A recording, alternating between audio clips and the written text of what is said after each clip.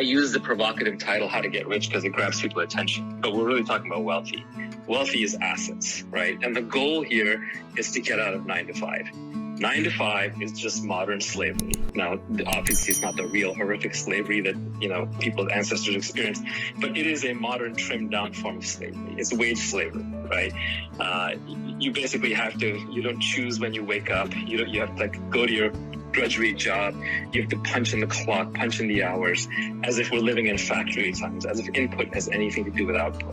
Well, we live in the age of infinite leverage. With your mind, you can move mountains if you knew the right things to do. Elon Musk doesn't have more hours in the week than anybody else. He just spends it better.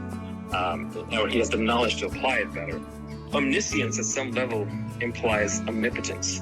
If you were God, and if you had infinite knowledge, you wouldn't actually need to do anything. But if you wanted to do something, you would literally just flick one particle of sand, and you just knew that the wave was going to hit all the other particles, that whatever you wanted to have happen would happen, because you just knew how everything connected to everything. So knowledge is literally power. So the way to earn in the modern world is through knowledge and leverage. It's not through work.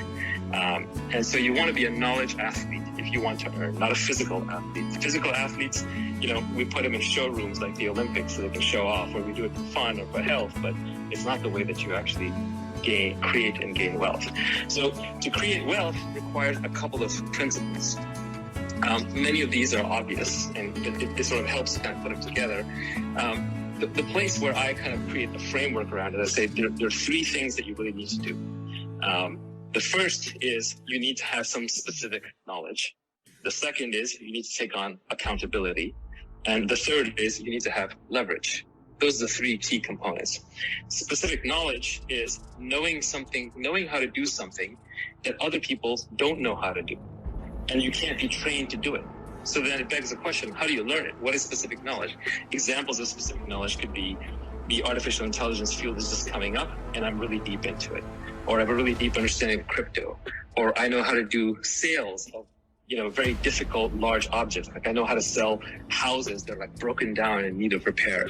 Specific knowledge could be, I'm the most entertaining gamer on the planet. I can play games on Twitch in such a way that people just love talking to me. It could even just be, I'm a great Clubhouse speaker, but on a certain kind of topic that other people just don't understand. So how do you gain specific knowledge? It's almost a catch-22. Specific knowledge is built up by you through your passions. So when they say follow your passion, that's kind of what they mean. It doesn't always lead to money, but it can, because if you're obsessive about something and you're learning it for your own genuine intellectual curiosity, not to get a degree, not to make money, not to impress your friends, you're going to end up being better at it than anybody else. So I really believe that you should only read and engage in activities that you genuinely enjoy. And you should cultivate your intellectual obsessions without any goal, but you may be surprised when you look back and connect the dots later that one of them developed into a goal.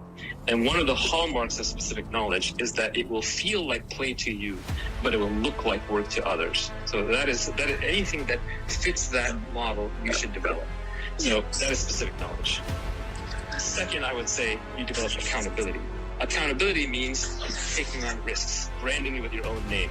Eponymous companies like the Oprah company or whatever you may think of them. Like before he became president, Trump was all about this. He would stamp his name on everything. Kanye West, right? Jay-Z, Elon Musk. These people use their names everywhere they go. But that means accountability comes with downsides. That means that when you do something stupid or horrible, you're tagged forever. If you screw up in public. So use your name, use accountability. And I know we live in an age of teamwork, and obviously a lot of great work is done by teams, but even within a company like a startup, founders and managers are always looking for people who will take on accountability. So accountability is a big piece of it. You're never going to get paid what you're worth if you don't take on accountability. And then finally, leverage. Leverage is the most important because leverage is just increasing without bound in our society. And there's basically 3 forms of leverage. There's labor, which is people working for you. That's been around forever. And your parents know it, which is why, when you used to tell them, I've got a job, they ask, well, how many people are working for you? Or how big is the company? It sounds impressive. In reality, labor is the shittiest form of leverage. It takes too much effort to manage people. You're basically playing psychiatrist or babysitting. There's a lot of politics and emotions involved. And it's just very hard to do. That said, if you want to build the biggest fortunes or the most wealth, it has to be in your repertoire. there's a lot of misconceptions that go on in labor leverage. One example is people say, well, there's no such thing as a 10x engineer. Of course there is. There's 100x engineers. There's 1000x engineers. In intellectual disciplines, there's massive variance. It's Pareto distributed, not normal distributed, for those of you who know the distribution curves. But another one is hire people who are smarter than you. That's another piece of nonsense. Why are people who are smarter than you going to work for you? Nobody has a good answer to that one. So there is an answer, it's not a great one, which is you hire them when they're really young and you exploit them for a year or two before they figure out they're smarter than you and move on. So you can do some short-term opportunities, or you can invest in people who are smarter than you. But you also have to be really good at what you do, otherwise good people aren't going to work for you. Anyway, that's labor. Then next is capital. You can use capital. You make a trade, let's say you make a good trade on the stock market, whether it's a trade you make with $100 or $1 million makes a huge difference. Even though it took the same brain power to come with the trade, now you're magnified in the latter case by a factor of 10,000. How did you do that? That's leverage, right? That's capital leverage. The problem with capital leverage and labor leverage is that they're permissioned. Somebody has to give you the money. Somebody has to agree to work with you. They take time to get, they take effort to get. With the capital leverage, there's often risk involved, especially if it's your own capital. So that brings us to the last form of leverage, and this is the most powerful form of leverage, and it's behind all the newly rich, and that is product leverage. Product leverage comes from building a product, and if the product has no marginal cost of replication, in other words, you can stamp out more copies without having to incur costs, that is the best form of leverage. Product leverage ranges from code, where you create applications like Clubhouse. We're all on Paul Davison's piece of code here, and he's massively leveraged. Paul's not here right now. He's not running this conversation. We're all working for him.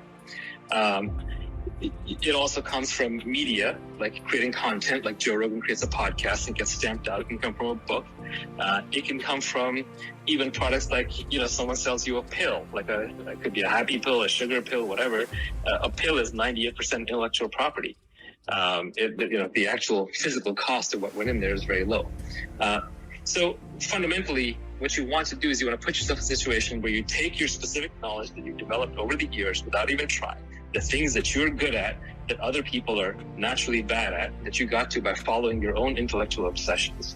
You add that to accountability, put your name on it, take some risks. You employ every form of leverage possible, capital, labor, and products and code, preferably the permissionless ones, because those you can get access to when you're younger.